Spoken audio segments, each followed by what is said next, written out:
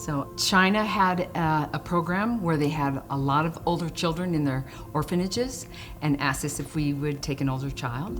And we said yes. And they asked us if we'd take a kid with a cleft palate. And we said yes. And we picked up an 8-year-old little feisty warrior. I was so scared and nervous because it's something new. I'd never been outside of the orphanage where I was kept for like 2 years. From a physical standpoint, MZ seemed to be like small and maybe a little underdeveloped when you saw him. I mean, he was definitely thin. I mean, he was definitely undernourished. He was born without a roof to his mouth. Right. No facial bones. When we got him, we didn't know he was deaf, but he was deaf because his head was so full of fluid that it was like hearing underwater, and didn't have a nose. He had to learn how to function in a society that he had no idea what it was like. Had to learn English and be able to just adjust in such a way because he went straight to school, and school was a challenge. When we came to the United States, the first surgeries we had with Children's Hospital here, they took his ear and they made him a nose. They took an artificial substance and gave him a jawbone. They closed the top of his mouth, and so his teeth could come in. And hopefully within the next 6 months, they will do the major surgery where they take out your teeth, they move your front jaw forward, they saw your jaw and they move your back jaw back, and then they put your teeth back in. And then they will give him sinus cavities and a new nose. The first time I remember him stepping on court, we were kind of like, oh, who's this kid? And then he picked up the basketball and started playing, and I was like, okay, he's the real deal, so we want him around. Obviously, with being a first-year program when they were freshmen, we took our lumps and competed against some strong teams, and it was discouraging, at times when we were getting throttled, and these guys, as freshmen, were seeing some of their friends and peers have success at bigger schools. And we sat them down, these seniors, and said, hey, we have an opportunity here to be special, and if you want to build it, we can, and they chose to. Our basketball team is really good, really good. I think we're 14-5. We're on a huge winning streak, like 9-game winning streak. He has just grown in his maturity so much over the course of the last 4 years, and a lot of that has been attributed to the commitment that he has put forth towards basketball. He never saw himself in a situation where he couldn't contribute. He never backs down from a challenge. It's almost like tell him he can't do it, and you'll find out something he can do more than you expected. He's a leader that other students look up to. He's somebody that others refer to, especially on the basketball court, with the way that his determination, his hard work, his effort.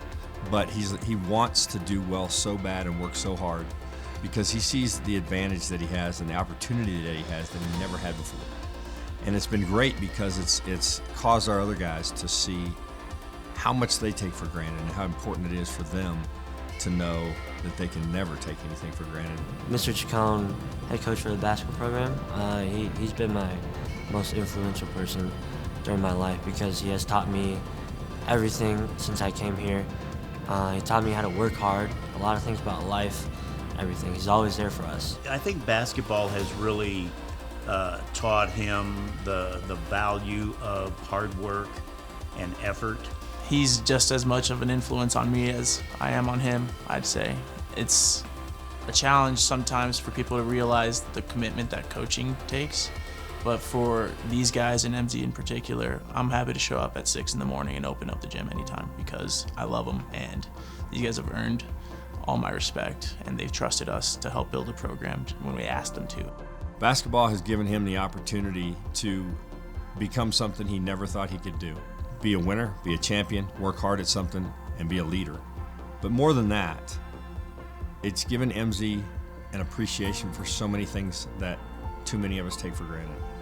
I think MZ deserves the Jersey Mike's Naismith Courage Award because he inspires people to be courageous through overcoming the adversity he has and through his story, and not being a victim, but instead overcoming all that adversity and being a model of what it looks like to be courageous. He should not be able to do the things he does. He shouldn't. I mean, we could go so far as to say he was literally left for dead because of the situation that he was in, because of his physical limitations. But he's overcome that. He's shown that it doesn't matter who you are, where you come from, or what you're doing. If you're given an opportunity, don't waste it. Take full advantage of it. No one's going to outwork him. He's been putting in work since day one, been putting in the work to develop his game, and it's gotten exponentially better since when he came here. And he's deserved the recognition that he's gotten. He's also deserved the respect of his teammates to be able to be called a captain. And I would say that, you know, he has always been a fearless person. Nothing scares him. He's never afraid of a challenge or of something new. The things that he had to endure from the time he was an infant.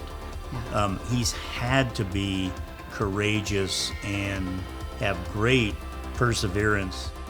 My mom and dad have been there all my life. I don't have the words to thank them. They've been there every step of the way.